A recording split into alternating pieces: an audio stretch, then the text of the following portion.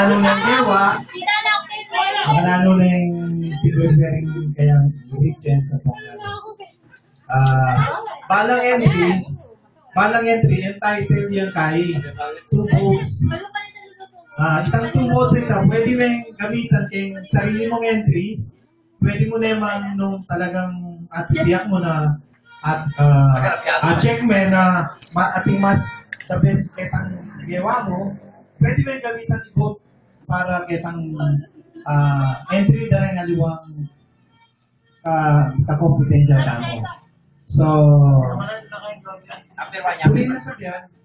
Potang ni suplino nga deng kayo, deng votes you, at na bilangan. Alata ang aliwang judge, nung ita mo muna man. Deng make pass entry. So, klaro? Okay.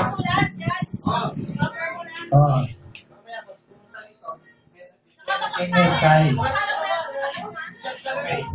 Pag-umpisa na, kita mo naman yan.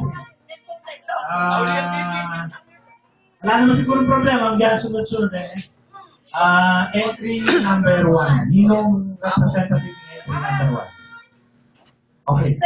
Pag-iwag yung entry, siya kung tugato ka lang kilo.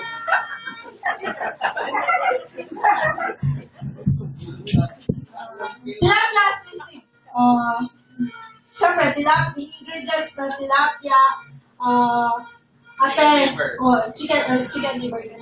chicken liver, white onions, tapos calamansi, tsaka sili, tsaka butter. Tapos prepare, siyempre, prito na pa mo yung isda, itang tilapia, tapos simenya, tapos mag-isang butter, tapos ganun. Kitang butter, lagay ang isang isda silime. Tapos, kaya rin na dito, itang liver, chicken liver.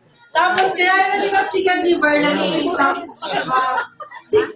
onions. Tapos, lagyan na rin itang, sabay na rin itang calamansi. Saka sili. Sili. Entry number 1. Kaya tayong agong right. Bay, mapamantik man yan, bumoto na ka! Let's call on entry number 2. Ako yung takmang kulit ng number 1. Boto na kayo, boto ko. Mani ang dami. Pagkakan niya yung kalay niya. Kopay tukop. Okay. Entry number 2. Ano yung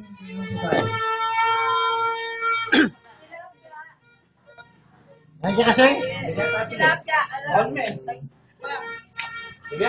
Tilapia, alam kayo ng pula. Japanese siya yan?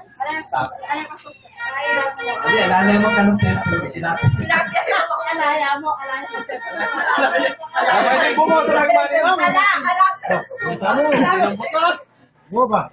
Isang kapna mo ay harina, elbow, talita, saka calamansi,